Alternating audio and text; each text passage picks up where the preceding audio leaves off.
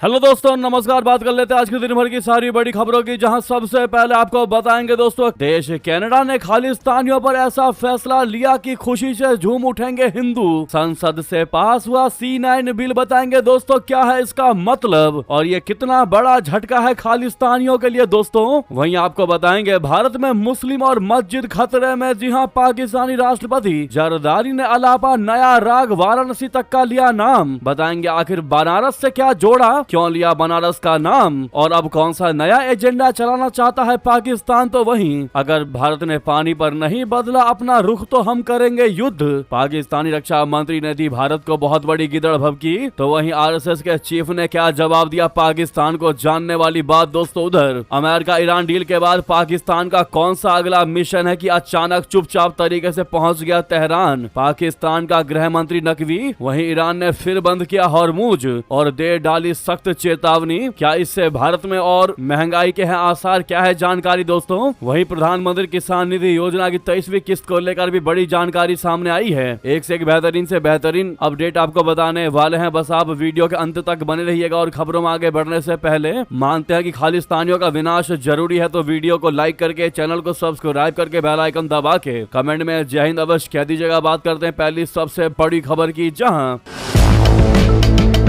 Canada ने धार्मिक नफरत और कट्टरपंथी गतिविधियों को रोकने के लिए नया कानून बिल, जिसका नाम C9 यानी कि कॉम्बैटिंग हेट एक्ट पास कर दिया है दोस्तों। इस कानून का मकसद लोगों की धार्मिक आजादी को बनाए रखना है, साथ ही साथ ये अब उन्हें देश में और भी सुरक्षा देगा। इससे अलग अलग धार्मिक समुदायों के खिलाफ बढ़ती नफरत और धमकियों पर भी रोक लग सकेगी दोस्तों। आपको बता दें, इस कानून का कई हिंदू संगठनों ने जमकर स्वागत किया। Coalition of Hindus of North America ने यहाँ तक कहा कि ये कानून धार्मिक समुदायों को नफरत और धमकियों से बचाने में मदद करेगा। संगठन का कहना है कि हाल के सालों में कनाडा में हिंदू समुदाय को खालिस्तानी चरमपंथी समूहों से धमकियों का सामना करना पड़ा है। ऐसे में यह कानून लोगों और धार्मिक स्थलों की सुरक्षा बढ़ाने में मददगार साबित हो सकता है। नए कानून में धार्मिक और सामुदायिक स्थलों के आसपास सुरक्षा बढ़ाने के लिए विशेष प्रावधान किए गए हैं। साथ ही नफरत फैलाने वाले प्रतीकों यानी साइन और गतिविधियों के खिलाफ भी सख्त कदम उठाने की व्यवस्था की गई है। वहीं हिंदू कैनेडियन फाउंडेशन ने भी इस कानून का जमकर स्वागत किया। संगठन ने कहा कि कनाडा ने एक पुरानी गलती को सुधारते हुए स्वास्तिक और नाजी प्रतीक हकेन क्राइज के बीच अंतर साफ कर दिया है। फाउंडेशन ने जानकारी दिया है कि स्वास्तिक हिंदू, बौद्ध और जैन धर्मों में शांति और शुभता का प्रतीक है। संगठन ने बताया कि कनाडा के 100 से ज्यादा संगठनों ने इस बदलाव का समर्थन किया था। उनका मानना है कि यह कदम बहुसांस्कृतिक समाज में सम्मान को बढ़ावा देगा और विभाजनकारी ताकतों पर लगाम लगाएगा। संगठन ने कहा कि केवल कानून बनाना ही काफी नहीं है, सरकार को इसे प्रभावी ढंग से लागू भी करना होगा ताकि सभी समुदाय सुरक्षित महसूस कर सके। संगठन का कहना है कि कुछ हिंदू कनाडाई अब भी खालिस्तानी चरमपंथी समूहों से धमकी और उत्पीड़न का सामना कर रहे हैं, इसलिए कानून के तहत मिले अधिकारों और सुरक्षा उपायों का सही तरीके इस्तेमाल करना जरूरी होगा। दोस्तों, ऐसे में कनाडा सरकार द्वारा लाया गया ये C9 बिल से क्या आप एग्री करते हैं, क्या आप भी इसका स्वागत करते हैं? कमेंट में जरूर अपनी राय दीजिएगा। आपकी राय दोस्तों वाकई में बहुत ज्यादा महत्वपूर्ण रहने वाली है, खास करके इस खालिस्तानी वाले मुद्दे में, इसीलिए कमेंट करके जरूर बताइएगा। रिक्वेस्ट अब तक लाइक नहीं किया इस वीडियो को तो सबसे पहले लाइक का बटन दबाइएगा दोस्तों, सेकंड भी नहीं लगना। इस लाइक के बटन को जरूर दबा दीजिएगा। साथ ही साथ नेक्स्ट खबर की बात करते हैं, जहां पाकिस्तानी राष्ट्रपति जरदारी ने अलापा अब नया राग लिया बनारस का नाम, कहा भारत में मुस्लिम और मस्जिद खतरे में है। जी हां, पाकिस्तान के राष्ट्रपति आसिफ अली जरदारी ने आरोप लगाया है कि भारत में मुसलमान जो है वो सुरक्षित बिल्कुल भी नहीं है। उन्होंने भारत में ऐतिहासिक मुस्लिम धार्मिक स्थलों के खतरे में होने का दावा तक कर दिया। पाकिस्तान में धार्मिक अल्पसंख्यकों की हालत अच्छी नहीं रही है। पाकिस्तान से ऐसी रिपोर्ट सामने आती रही है जो वहाँ अल्पसंख्यकों के साथ जाति की बात को उजागर करती है। हालांकि जरदारी ने अपने देश की ओर ना देखते हुए भारत के अंदरूनी मामलों पर बोलते हुए अल्पसंख्यकों को लेकर बयान दिया है। दोस्तों, पाकिस्तानी प्रेसिडेंट के एक्स अकाउंट से शनिवार दोपहर को आसिफ अली जरदारी का बयान जारी किया गया है। इस बयान के मुताबिक राष्ट्रपति आसिफ अली जरदारी ने भारत में ऐतिहासिक मुस्लिम धार्मिक स्थलों को गिराए जाने और उन्हें नष्ट करने के लिए दी जा रही धमकियों पर गहरी चिंता जताई है। इन धार्मिक स्थलों में वाराणसी की 1000 साल पुरानी मस्जिद गंज शहीदा भी शामिल है। जरदारी ने बयान में आगे कहा कि हम भारत सरकार से ऐसी कार्रवाइयां तुरंत रोकने को कहते हैं। इस तरह की घटना घटनाओं से भारत में विभाजन और हमेशा के लिए अराजकता फैलने का खतरा पैदा हो सकता है। हम ऐसी कार्रवाइयों को तुरंत रोकने और अल्पसंख्यकों के अधिकारों और साझा सांस्कृतिक विरासत की सुरक्षा करने की अपील करते हैं। दोस्तों, पाकिस्तान के राष्ट्रपति जरदारी ने यह बयान देकर बता दिया कि अब पाकिस्तान कोई नई चाल चल रहा है, नया प्लान रच रहा है। वो अपने बयान में ही फंस गया दोस्तों, और भारतीयों ने अच्छे तरीके से उसके बयान को पकड़ लिया। अब आप ही सोचिए दोस्तों, भारत का सबसे बड़ा दुश्मन देश पाकिस्तान और उसका राष्ट्रपति जरदारी भारत को ज्ञान दे रहा है कि अगर इस तरह की घटनाएं होंगी तो भारत में विभाजन होगा। अब आप ही सोचिए दोस्तों, वो भारत में विभाजन को रोकने की बात कर रहा है, भारत में अराजकता ना फैले इसके लिए वो चिंता जता रहा है। इससे क्लियरली पता चलता है दोस्तों कि ये कहीं ना कहीं जरदारी की और पाकिस्तान के हुक्मरानों की कोई नई चाल है, और चाल भी स्पष्ट है दोस्तों। वो दुनिया में दिखाना चाहता है कि भारत में अल्पसंख्यकों पर जाति हो रही है और हम आवाज उठा रहे हैं, और भारत जरदारी के इस बात का जवाब ना दे, इसीलिए वो दिखाना चाह रहा है कि हम भारत की टेंशन ले रहे हैं, भारत में विभाजन ना हो, अराजकता ना फैले, इसीलिए हमें चिंता है।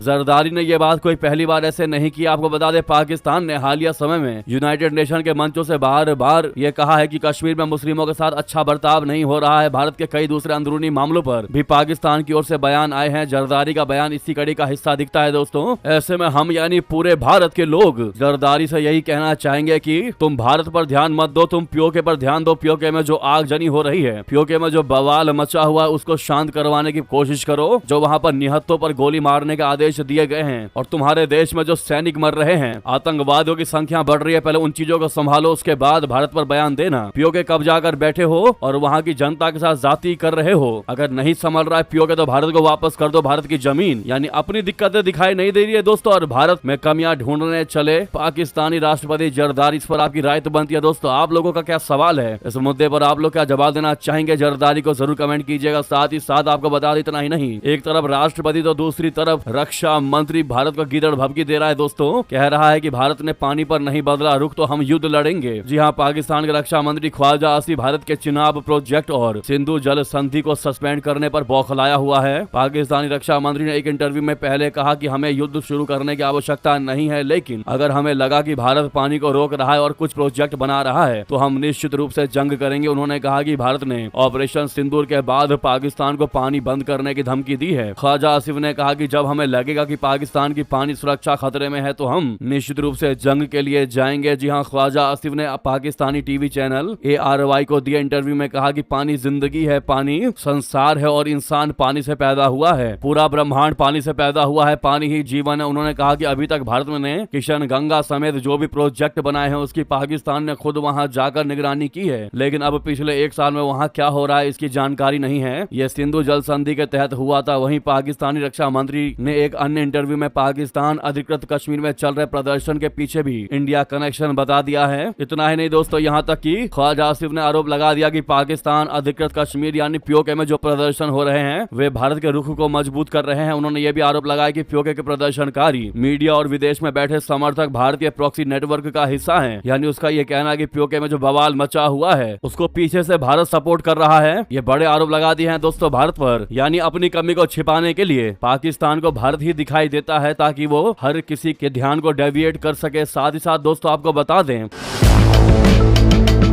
उधर आरएसएस नेताओं के बयानों के बीच सरकार की भी दो टूक कहा, आतंकवाद खत्म होने तक पाकिस्तान से नहीं होंगे सामान्य रिश्ते। दोस्तों, भारत ने एक बार फिर पाकिस्तान को लेकर अपना रुख क्लियर कर दिया है, साफ कर दिया है। सरकार ने कहा कि जब तक सीमा पार आतंकवाद पूरी तरह खत्म नहीं होता तब तक दोनों देशों के बीच सामान्य माहौल या लोगों के स्तर पर संपर्क बहाल नहीं हो सकता।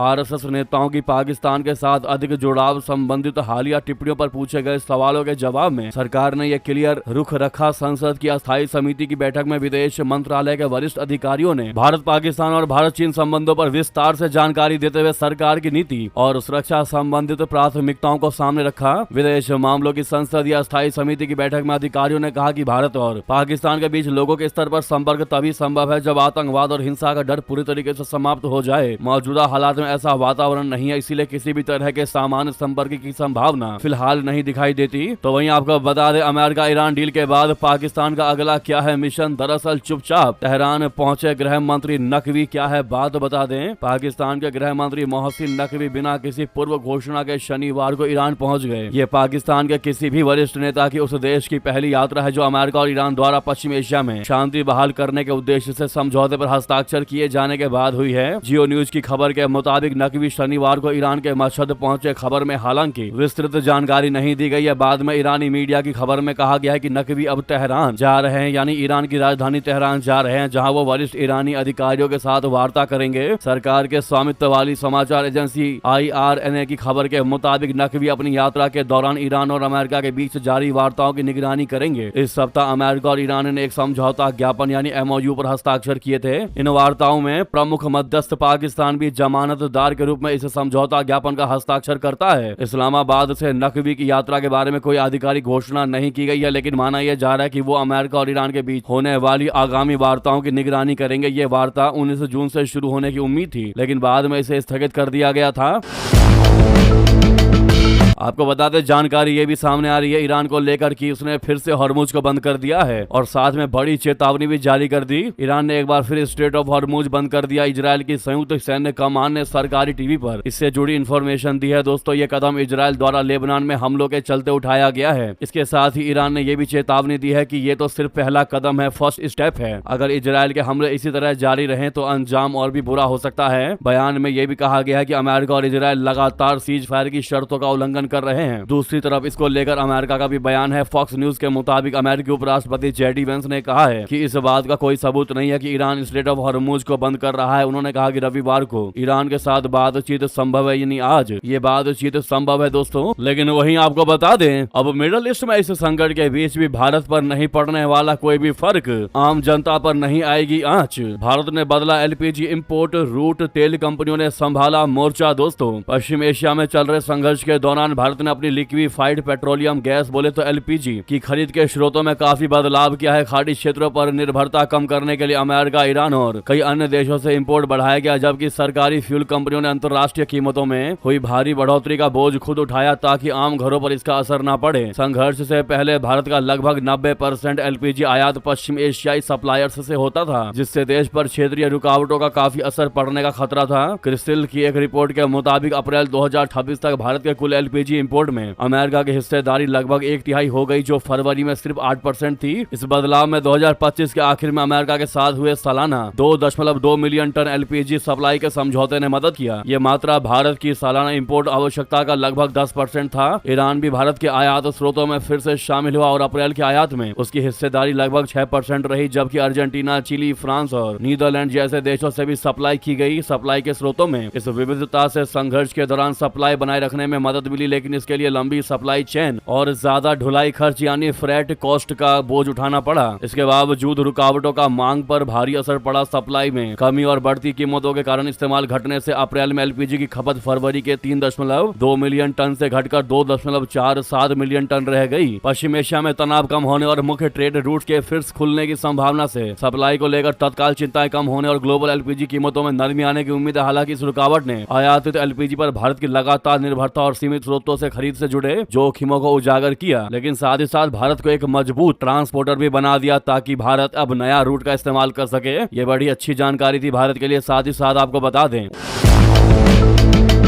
उधर बांग्लादेश भारत बॉर्डर पर तनाव और बिगाड़ेगा खेल। ढाका के एक्सपर्ट्स ने दी बड़ी चेतावनी, कहा फेल हो सकती है PM मोदी और तारिक रहमान की कोशिशें। आखिर किस मुद्दे पर, किस बात को लेकर ऐसा कहा, आपको बता दें। दोस्तों, साल 2024 में शेख हसीना के सत्ता से हटने के बाद बांग्लादेश में मोहम्मद यूनुस के अंतरिम शासन ने भारत से अपने रिश्ते बिगाड़ लिए थे। इस साल के शुरू में हुए चुनावों में BNP की जीत और तारिक रहमान के PM बनने के बाद भारत बांग्लादेश संबंधों में सुधार की उम्मीद बंधी। दोनों ओर से कोशिश भी होती दिखी, लेकिन हालिया हफ्तों में बॉर्डर पर बढ़ते तनाव ने संबंधों में सुधार की उम्मीदों को एक बार फिर से ब्लर कर दिया, यानी धुंधला कर दिया। ढाका के पत्रकार और क्षेत्रीय मामलों के जानकार फैजल महमूद ने फ्रंट लाइन में अपने विश्लेषण में कहा है कि नई दिल्ली और ढाका के बीच उम्मीद जगाने वाली नई शुरुआत पटरी से उतरती दिख रही है। तारिक रहमान ने PM बनने के बाद भारत पर रुख नरम किया तो भारत ने भी हसीना के बाद के बांग्लादेश के प्रति अपने रवैये को बदलने का इरादा दिखाया। हालांकि बीते कुछ हफ्तों में राजनयिक रिश्तों में आई खटास चिंता बढ़ाती है। है। महमूद का कहना है कि हालिया तनाव के केंद्र में भारत की पुश इन यानी लोगों को जबरन बॉर्डर पार धकेलना प्रक्रिया है। इसे नई दिल्ली आव्रजन का मुद्दा मानती है, लेकिन ढाका संप्रभुता का मुद्दा मानता है। ढाका ने भारतीय अधिकारियों पर कई लोगों को गैर कानूनी रूप से बांग्लादेश भेजने का आरोप लगाया है। ढाका का आरोप है कि भारत ने लोगों को बॉर्डर पार भेजने के लिए उचित प्रक्रिया का पालन नहीं किया। इससे कई ऐसे मामले हुए कि बांग्लादेश ने इन्हें स्वीकार करने से इनकार कर दिया और ये लोग दोनों देशों के बीच नो मेंस लैंड यानी किसी भी देश के अधिकार क्षेत्र में न आने वाली भूमि में कई दिन तक फंसे रहे। महमूद का मानना है कि कोई भी पक्ष लंबे समय तक हालात बिगड़ने का जोखिम नहीं उठा सकता। भौगोलिक स्थिति सहयोग को जरूरी बनाती है। भारत को क्षेत्रीय कनेक्टिविटी, सुरक्षा और अपने पूर्वोत्तर क्षेत्र तक पहुंचने के लिए एक स्थिर बांग्लादेश की आवश्यकता है। वहीं बांग्लादेश को भारत के साथ व्यापार, ट्रांजिट और आर्थिक एकीकरण से फायदा होता है। ऐसे में दोनों पक्षों को संबंधों को बेहतर करने पर आगे बढ़ना होगा। ऐसे में हमारा सवाल आपसे ये है दोस्तों, ढाका के एक्सपर्ट ने अपनी बात तो कह दी, लेकिन उन्होंने जो कहा कि दोनों पक्षों को आगे बढ़ना होगा, एक साथ जुड़ना होगा, तो इसमें कौन आगे नहीं बढ़ रहा है? कौन नहीं चाहता भारत के साथ दोस्ती? कौन जा रहा है पाकिस्तान की तरफ हाथ मिलाने? कौन जा रहा है चीन की तरफ हाथ मिलाने? आखिर भारत से कौन कट रहा है? ये बात अब पूरी दुनिया जानती है, सिर्फ भारत का पड़ोसी ही नहीं। अब हर किसी को ये बात मालूम पड़ चुकी है कि जिस पाकिस्तान से अलग हुए बांग्लादेश, एक टाइम था जब 36 का आंकड़ा था पाकिस्तान बांग्लादेश में, और आज वही बांग्लादेश मुड़ मुड़ कर पाकिस्तान चीन की तरफ देख रहा है।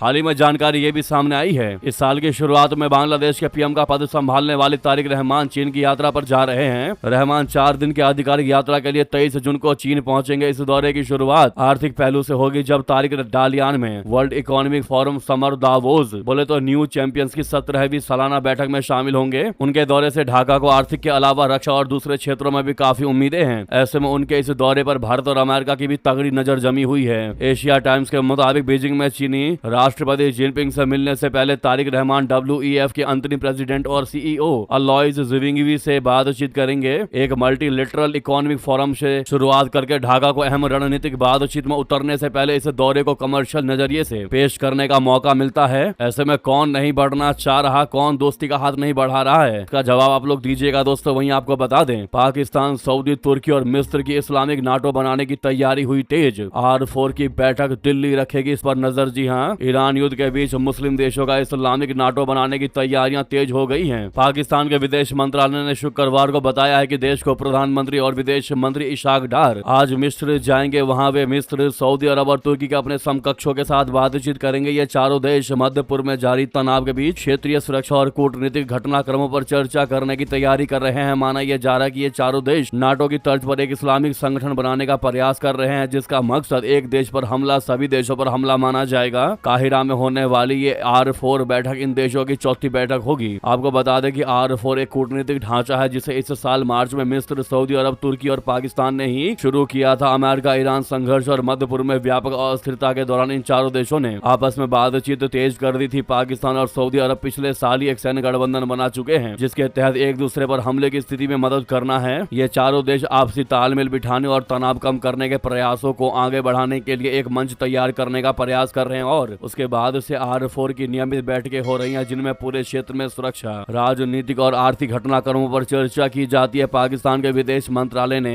एक बयान में कहा कि मिस्र के विदेश मंत्री डॉक्टर बद्र अब्दुल्लती के निमंत्रण पर उप प्रधानमंत्री या विदेश मंत्री सीनेटर मोहम्मद इशाक डार 21 जून 2026 को मिस्र के काहिरा में होने वाली R4 देशों के विदेश मंत्रियों की चौथी बैठक में शामिल होंगे। अब इस बैठक पर दोस्तों भारत और अमेरिका की तगड़ी और पैनी नजर रहने वाली है। वहीं आपको बता दें,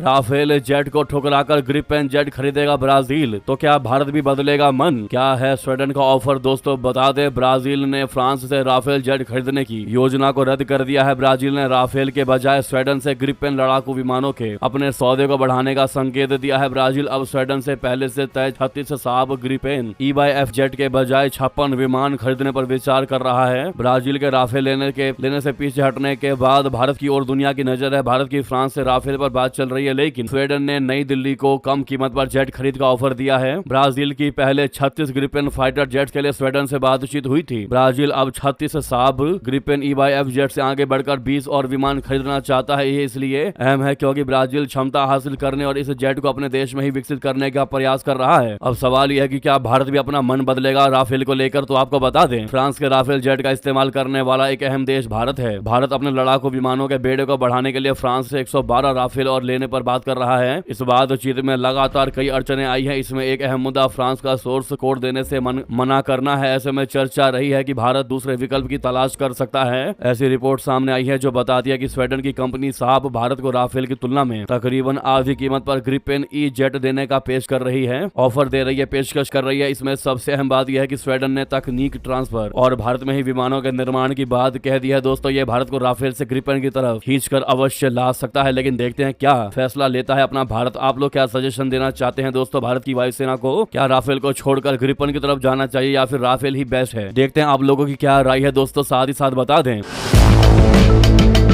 कांग्रेसी सांसद शशि थरूर द्वारा पीएम मोदी की तारीफ किए जाने को लेकर पार्टी में घमासान छिड़ गया। दोस्तों थरूर के बयान पर कांग्रेस नेता पवन खेड़ा ने कटाक्ष करते हुए कहा कि पीएम मोदी के प्रति शशि थरूर की तारीफ अब भौतिक दुनिया की सीमाओं से भी आगे निकल गई है और वो अब वो बातें भी सुन लेते हैं जो प्रधानमंत्री ने कही नहीं है। पवन खेड़ा के बयान पर शशि थरूर ने पलटवार करते हुए कहा कि सोशल मीडिया पर एक न्यूज वीडियो शेयर किया और कहा कि मैं केवल उनके यानी पीएम मोदी के बयानों के बारे में प्रकाशित रिपोर्टों का जिक्र कर रहा था। पवन खेड़ा के तंज के बाद शनिवार रात शशि थरूर ने सोशल मीडिया पर लिखा कि जो लोग ये मानते हैं कि मैंने प्रधानमंत्री मोदी के ऐसे शब्द सुन लिए जो उन्होंने कभी कहे ही नहीं, उन्हें यह समझना चाहिए कि मैं केवल व्यापक रूप से प्रकाशित रिपोर्टों का जिक्र कर रहा था। थरूर ने अपनी पोस्ट के साथ एक न्यूज वीडियो भी शेयर किया और कहा कि यदि कोई रिपोर्ट सुनना चाहता है तो उसे ये देखना चाहिए। उसके साथ ही उन्होंने गूगल जेमिनी द्वारा की गई एक रिपोर्ट भी शेयर की। दोस्तों शशि थरूर ने अपनी पोस्ट में दावा किया कि G7 समिट के दौरान प्रधानमंत्री मोदी जी ने वैश्विक समुद्री मार्गों की सुरक्षा और नाविकों की सुरक्षा का मुद्दा उठाया था। उन्होंने कहा कि यह टिप्पणी उस घटना के बाद आई थी जिसमें कथित तौर पर ओमान की खाड़ी में व्यापारी जहाजों पर अमेरिकी सैन्य कार्रवाई के दौरान 3 भारतीय नाविकों की मौत हो गई थी। उन्होंने कहा कि वो रिसर्च करते हैं और जो पढ़ते हैं उसे याद रखते हैं। उन्होंने ये भी कहा कि अपने पूरे जीवन में उन पर कभी तथ्यों को तोड़ मरोड़ कर पेश करने या गलत तरीके से प्रस्तुत करने का आरोप नहीं लगा है, इसलिए वो अपने द्वारा दिए गए बयान पर कायम है। क्या शशि थरूर ने सही बात कही? दोस्तों क्या कहते हैं आप लोग? साथ ही साथ आपको बताते उधर पश्चिम बंगाल में बोले प्रधानमंत्री नरेंद्र मोदी जी, कहा बंगाल को पाकिस्तान का हिस्सा बनाने का प्रयास हुआ, मजहबी एजेंडा चलाया गया, घुसपैठियों का अड्डा बनने दिया, लेकिन अब कानून का राज है बंगाल में। जी हां, पश्चिम बंगाल के हुगली में प्रधानमंत्री नरेंद्र मोदी जी ने शनिवार को कहा कि जब पूरे बंगाल को पाकिस्तान का हिस्सा बनाने का प्रयास हुआ तो कांग्रेस उन षड्यंत्रकारियों के सामने घुटने टेक दिए। बंगाल की आवाज को मजहबी एजेंडों से दबाया जा रहा था। तब डॉक्टर श्यामा प्रसाद मुखर्जी ने प्रस्ताव पास कराया और घोषणा की कि पूरा बंगाल पाकिस्तान का हिस्सा नहीं बनेगा। प्रधानमंत्री बंगाल में भाजपा की जीत के 47 दिन बाद बंगाल पहुंचे थे। इस दौरान मोदी जी ने कहा कि जो बंगाल भारत के विकास का नेतृत्व कर सकता था वो बंगाल आज पिछड़ता चला गया। बंगाल की धरती पर विदेशी विचारधारा सौंप दी गई। पहले कांग्रेस लेफ्ट और फिर टीएमसी ने बंगाल को अवैध घुसपैठियों का अड्डा बनने दिया। प्रधानमंत्री मोदी जी ने कहा कि अब राज्य में कानून का राज स्थापित करने और विकास को गति देने के लिए केंद्र सरकार लगातार काम कर रही है। पश्चिम बंगाल के हुगली में प्रधानमंत्री नरेंद्र मोदी जी ने कई विकास परियोजनाओं का उद्घाटन किया। राज्य के मयूरभंज जिले के राय रंगपुर में उन्होंने करीब 47,000 करोड़ की विकास परियोजनाओं का उद्घाटन और शिलान्यास किया। वहीं से उन्होंने चुनाव जीतने के बाद पहली बार प्रधानमंत्री किसान सम्मान निधि योजना की 23वीं किस्त जारी की और राज्य में प्रधानमंत्री फसल बीमा योजना की शुरुआत की।